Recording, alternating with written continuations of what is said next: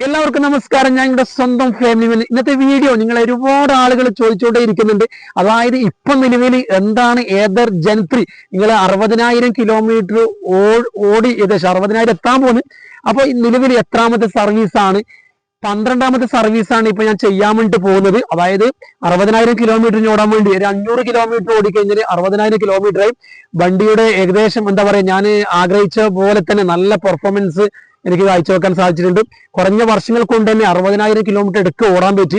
അപ്പൊ അതുകൊണ്ട് എന്താണ് ഗുണം ഇതൊക്കെ ചോദിച്ചു കഴിഞ്ഞാൽ, അല്ലെങ്കിൽ വണ്ടിയുടെ ഓരോ പെർഫോമൻസ് കുറയാൻ സാധ്യതയുണ്ടോ, അല്ലെങ്കിൽ നിലവിൽ ഒരുപാട് എക്സ്പെൻസ് ഇതിൽ ചിലവായിട്ടുണ്ടോ? ഇതുവരെ നിലവിൽ കൂടുതലായിട്ട് എക്സ്പെൻസോ കാര്യങ്ങളോ ഒന്നും ചിലവായില്ല. കാരണം നമ്മൾക്ക് ഓരോ സർവീസും കൃത്യമായിട്ട് ചെയ്യുന്നുണ്ട്. അതോടൊപ്പം തന്നെ 60,000 കിലോമീറ്ററിൽ ചെയ്യുന്ന സമയത്തായാലും എനിക്ക് തോന്നുന്നു കൂടുതലായിട്ട് എക്സ്പെൻസ് ഒന്നും വരാൻ സാധ്യതയില്ല.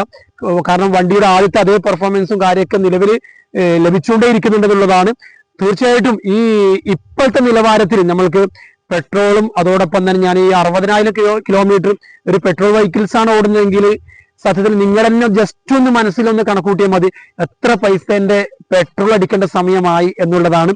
അതുകൊണ്ടാണ് ഞാൻ എപ്പോഴും നിരന്തരം പറഞ്ഞുകൊണ്ടേയിരിക്കുന്നത്, ഈ കാലഘട്ടത്തിൽ ജീവിക്കാൻ വേണ്ടി വളരെ ആളുകൾ പ്രയാസപ്പെടുന്ന അല്ലെങ്കിൽ സാമ്പത്തികമായിട്ട് ബുദ്ധിമുട്ടുന്ന സമയത്ത് നിങ്ങൾ ഈ ഇലക്ട്രിക് വണ്ടിയിലേക്ക് മാറേണ്ട സമയം മുന്നേ കൈകാര്യം ചെയ്യേണ്ട സമയമായി എന്നുള്ളതാണ്. അല്ലെങ്കിൽ ഇനിയും ഇലക്ട്രിക് വണ്ടിയിലേക്ക് മാറാതെ ഒരുപാട് സുഹൃത്തുക്കൾ ഉണ്ടെങ്കിൽ തീർച്ചയായിട്ടും വണ്ടിയെ പറ്റി നല്ല രീതിയിൽ പഠിക്കുക.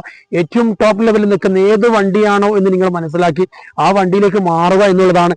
സാമ്പത്തികമായിട്ട് നമ്മൾക്ക് പ്രതിസന്ധികൾ വരുന്നത് അല്ലെങ്കിൽ ആ ഒരു പ്രയാസത്തിൽ നിന്ന് നമ്മൾക്ക് അതിജീവിക്കാൻ കഴിയുമെന്നുള്ളതാണ് ഇത്തരം ഇലക്ട്രിക് വണ്ടിയിലേക്ക് മാറുമ്പോൾ. അതുകൊണ്ടാണ് എൻ്റെ അനുഭവമാണ് ഇതുവരെ നിങ്ങളോട് പറഞ്ഞത്. 60,000 കിലോമീറ്റർ ഓടുന്ന സമയത്ത് എനിക്ക് കാര്യമായിട്ട് എക്സ്പെൻസോ കാര്യങ്ങളോ ഇലക്ട്രിക് വണ്ടിയിലേക്ക് മാറിയതിനു ശേഷം എനിക്ക് ഒരു എന്താ പറയാ, പെട്രോൾ വണ്ടിയാണെങ്കിൽ ഒരുപാട് പൈസ നമ്മൾ അതിൽ നിന്ന് ഒന്നില്ലെങ്കിൽ ഒരു ദിവസം നമ്മൾ രാവിലെ വീട്ടിൽ നിന്ന് ഇറങ്ങി പോകുന്ന സമയത്ത് തന്നെ എന്തായാലും ഒരു 10-200 രൂപ എണ്ണ അടിക്കാൻ വേണ്ടി കാണണം. പക്ഷെ ഇലക്ട്രിക് വണ്ടിയിലേക്ക് നിങ്ങൾ വീട്ടിൽ നിന്ന് ഡയറക്റ്റ് എടുത്ത് പോയി കഴിഞ്ഞാലും പൈസ ഇല്ലെങ്കിൽ നിങ്ങളെ യാത്രകൾ കാര്യങ്ങളൊക്കെ നടക്കും എന്നുള്ളതാണ്. തീർച്ചയായിട്ടും നിങ്ങൾക്ക് ഇലക്ട്രിക് വണ്ടിയിലേക്ക് മാറാൻ ആഗ്രഹിക്കുന്നുണ്ടെങ്കിൽ വണ്ടിയെ പറ്റി പഠിക്കുക. സാമ്പത്തികമായിട്ട് നമ്മൾക്ക് എന്ത് ചെയ്യുക, അത്തരം ബുദ്ധിമുട്ടുകളിൽ നിന്നും അതിജീവിക്കാൻ കഴിയുമെന്നുള്ളതാണ്. മറ്റൊരു വീഡിയോയുമായി കണ്ട് ഗുഡ് ബൈ.